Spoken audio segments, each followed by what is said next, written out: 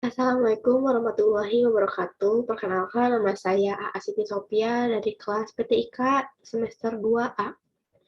Di sini saya akan menjelaskan materi mengenai merancang topologi jaringan dengan mata kuliah jaringan komputer dan dosen pengampu Bapak Nanang Abdurrahman M.Com. Langsung saja ke materi. Pengetahuan dasar mengenai konsep desain jaringan. Apa sih itu desain jaringan? Desain jaringan merupakan praktik perencanaan dan perancangan jaringan komunikasi. Desain jaringan dimulai dengan mengidentifikasi persyaratan bisnis dan teknis dan berlanjut hingga tepat sebelum tahap implementasi jaringan. Desain jaringan umumnya dilakukan oleh perancang jaringan, insinyur, administrator teknologi informasi, dan staf terkait lainnya yang dilakukan sebelum implementasi infrastruktur jaringan. Desain jaringan melibatkan evaluasi, pemahaman, dan pelingkupan jaringan yang akan diimplementasikan. Tujuan utama dari desain jaringan ini yaitu untuk memenuhi kebutuhan komunikasi data sambil meminimalkan biaya dan untuk mengurangi kemacetan, serta meningkatkan kinerja jaringan komputer dengan cara segmentasi. Lingkup kebutuhan sangat bervariasi dari satu proyek desain jaringan ke yang lain berdasarkan kekhasan geografis dan sifat data yang membutuhkan transportasi. Jaringan untuk kebutuhan bisnis. Memperluas network perlu dilakukan oleh seorang pembisnis. Tidak hanya memperluas jaringan saja, tetapi seorang pembisnis sudah seharusnya mempertahankan dan membangun jaringan antara lain dapat dilakukan dengan meningkatkan komunikasi, sehingga komunikasi bisa berjalan secara lebih intens. Network dalam dunia bisnis menjadi suatu langkah awal yang sebenarnya merupakan fondasi dasar bagi pembisnis dalam menjalankan usaha atau bisnisnya.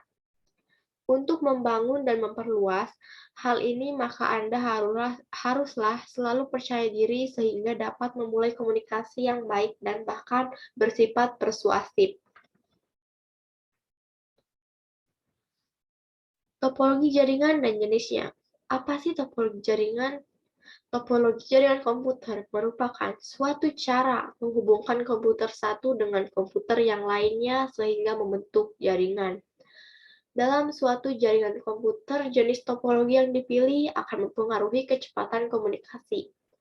Secara umum, topologi jaringan komputer merupakan suatu bentuk struktur jaringan yang dibangun sesuai kebutuhan dan digunakan untuk menghubungkan komputer satu dan komputer yang lainnya menggunakan media kabel atau media wireless. Jenis-jenis topologi jaringan. Yang pertama, topologi bus, di mana ada sebuah kabel koaksial yang dibentang, kemudian beberapa komputer dihubungkan pada kabel tersebut. Yang kedua, topologi ring. Bentuknya itu seperti cincin yang melingkar. Semua komputer dalam jaringan akan dihubungkan pada sebuah cincin.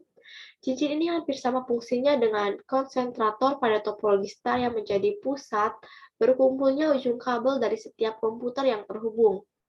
Bisa dilihat pada gambar yang berada di samping ini. Selanjutnya ada topologi star atau topologi bintang. Bentuknya seperti bintang. Sebuah alat yang disebut konsentrator bisa berupa hub atau switch menjadi pusat, di mana semua komputer dalam jaringan dihubungkan ke konsentrator ini. Yang keempat, terdapat topologi mesh. Merupakan topologi yang tidak memiliki aturan dalam koneksi. Topologi ini biasanya timbul akibat adanya perencanaan awal ketika membangun suatu jaringan. Yang kelima, terdapat topologi jaringan tree. Merupakan topologi jaringan komputer yang secara hierarki merupakan kombinasi dari topologi bus dan star. Jadi setiap topologi star akan terhubung ke topologi star lainnya menggunakan topologi bus. Yang terakhir, dapat topologi jaringan hibrid. Topologi jaringan hibrid itu merupakan gabungan dari dua atau lebih topologi yang berbeda dan berpadu menjadi satu bentuk baru pada sistem jaringan komputer. Pemilihan penggunaan sistem kabel atau wireless. Apa sih kabel? Kabel yaitu komponen penting dalam jaringan. Terdapat beberapa tipe kabel yang digunakan banyak orang. Yang pertama UTP, yang kedua koaksial, yang ketiga fiber optik. Perangkat penghubung data nirkabel diperlukan agar perangkat bergerak dapat berkomunikasi satu dengan yang lain. Manet merupakan sebuah model jaringan tanpa kabel atau wireless dari perangkat mobile yang bergerak secara dinamis dan kapan saja tanpa menggunakan infrastruktur yang tepat. Cara menghitung physical and financial constraint. Salah satu untuk menghitung physical dan financial constraint yaitu dengan cara memperhatikan resiko-resiko yang terjadi, termasuk dari segi keamanan dalam sebuah jaringan. Mungkin cukup sekian yang dapat saya sampaikan, kurang lebihnya mohon maaf. Saya tutup. Wassalamualaikum warahmatullahi wabarakatuh.